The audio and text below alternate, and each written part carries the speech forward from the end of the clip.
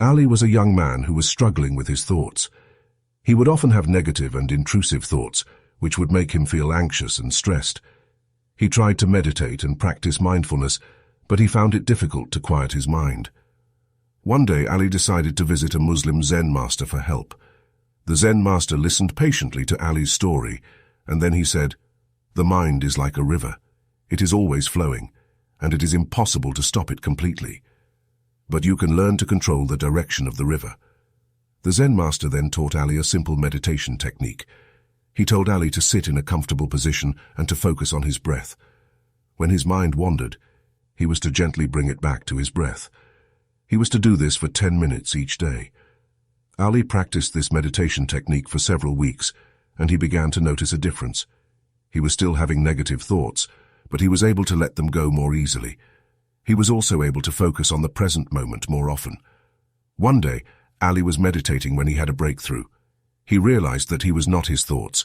His thoughts were just thoughts, and they did not define him. He could choose to focus on the present moment, or he could choose to dwell on the past or the future. Ali continued to practice meditation, and he eventually learned to control his thoughts more effectively. He was no longer ruled by his negative thoughts, and he was able to live a more peaceful and fulfilling life. However, Ali's journey was not without its challenges. There were times when he would backslide and start to dwell on negative thoughts again. But each time, he would pick himself up and start again. He knew that it was a process, and that he would never be perfect. But he was committed to learning how to control his thoughts so that he could live a happier and more fulfilling life. One day, Ali was meditating when he had a vision. He saw himself standing on a riverbank, watching the water flow by. He saw that the river was full of negative thoughts, but he also saw that he was standing on a rock in the middle of the river. The rock was his mindfulness, and it was keeping him from being swept away by the negative thoughts. Ali realized that this was the key to controlling his thoughts. He needed to find his mindfulness, and he needed to stand firm on it. When he did that, he would be able to watch the negative thoughts flow by without being affected by them. Ali continued to meditate, and he eventually learned to find his mindfulness more easily. He was able to stand firm on the rock in the middle of the river, and he was no longer afraid of being swept away by the negative thoughts. Ali lived a long and happy life. He was a wise and compassionate man, and he helped many people to learn how to control their thoughts. He knew that everyone has negative thoughts, but he also knew that it is possible to overcome them. He taught people that they are not their thoughts, and that they can choose to focus on the present moment. Ali's story is a reminder that we are not our thoughts. Our thoughts are just thoughts, and they do not define us.